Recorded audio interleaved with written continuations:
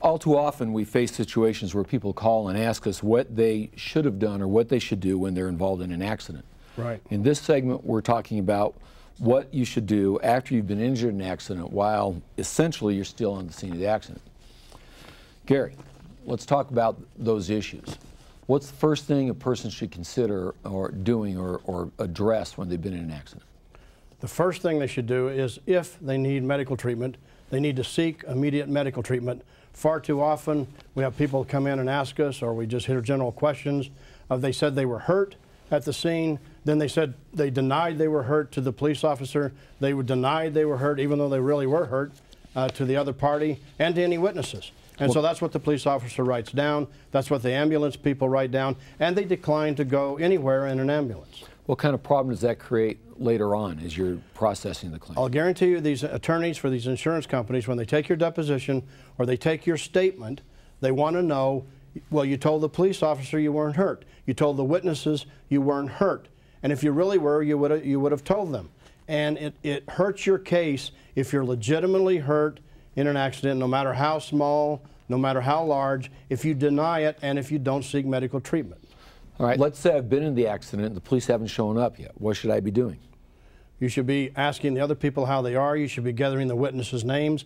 You should know if there's any eyewitnesses. Many times these witnesses disappear. Sometimes the police officers don't even write their names down. And there's a dispute sometimes how the accident or the collision occurred, and that's what you've got to do. What if I believe the driver that hit me is intoxicated?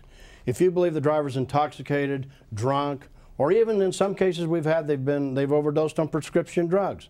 They're not capable of controlling a vehicle. They're not capable of driving a car. You must insist the police be called. Sometimes they tell you, oh, don't call the police. We can work this out. No, you don't want to do that because the police are the only one can administer the blood tests, the alcohol breath tests, and that's the only people that can take them in to see if they pass the test or not. If you let them go from the scene, you're never going to be able to retrieve the evidence. What if I'm too injured to call the police?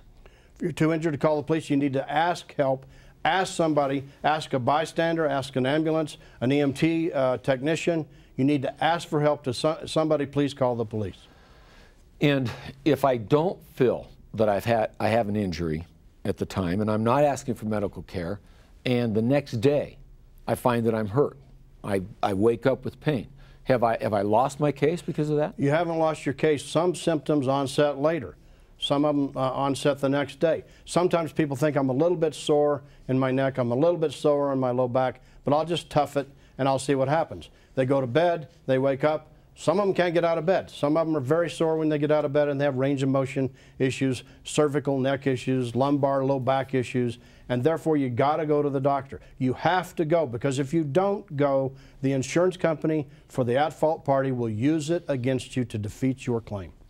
If I go to the witnesses, what kind of information do I want to get from the witnesses, if I'm able? If you're able, you certainly want to get their names, you want to get their addresses, you want to know what they saw. It's as simple as that. Where were they located? Did they see it? Did they see the person run the red light? Did they see him swerve? And do they see him swerving now because they may be intoxicated or drunk? Should I take pictures? If you have a camera, you should take pictures if you're able. The first thing you need to do is worry about yourself, but if you're able, you should take pictures.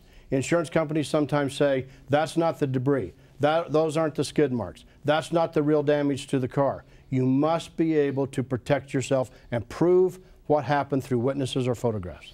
If my daughter's in an accident and I'm called to come out to the accident, they're putting her in the ambulance, what should I be doing?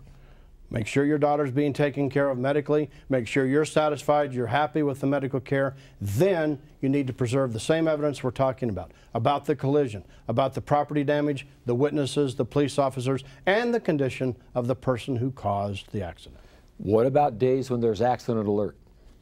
When there's accident alert, it creates a problem. It's what we call problematic. If there's an injury, you need to insist on calling the police. Sometimes they won't come.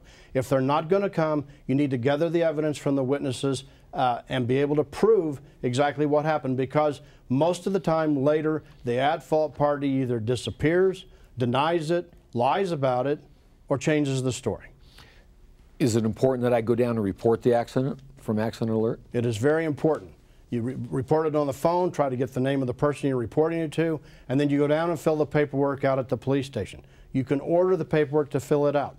But I have seen a lot of cases where people have come in the office and said, well, I was in this accident, it was accident alert, we didn't call the police, and now the at-fault party is changing their story and said, I caused it. You need to protect it right then. When I've been in the accident and I've been taken by ambulance or I've gone to the doctor and I get my emergency room instructions, how important it is that I actually follow through with those instructions. When you get your emergency room instructions, most ER doctors tell you follow up with your PCP, your primary care physician, then you must follow up. You can't make anything up, but don't leave anything out. If you have any symptoms whatsoever, then go to your doctor. These insurance companies for these at-fault parties look for ways to defeat you. One way they look for ways to defeat you is that you didn't go back to the doctor. You didn't follow up. You didn't have diagnostic tests. You didn't go to physical therapy. You didn't get prescription medication, and if you did, you didn't take it. You need to pay attention and you need to follow up medically. Well, this all sounds really good, but what about when I don't have the money to pay for the doctor and I don't have insurance and I know that ambulance is going to cost me money, I know the doctor is going to cost me money, and I'm just hoping it's going to go away? Do you face that kind of stuff? Yes, we do. There's ways to solve that. First, in the beginning of this seminar, we talked about MedPay.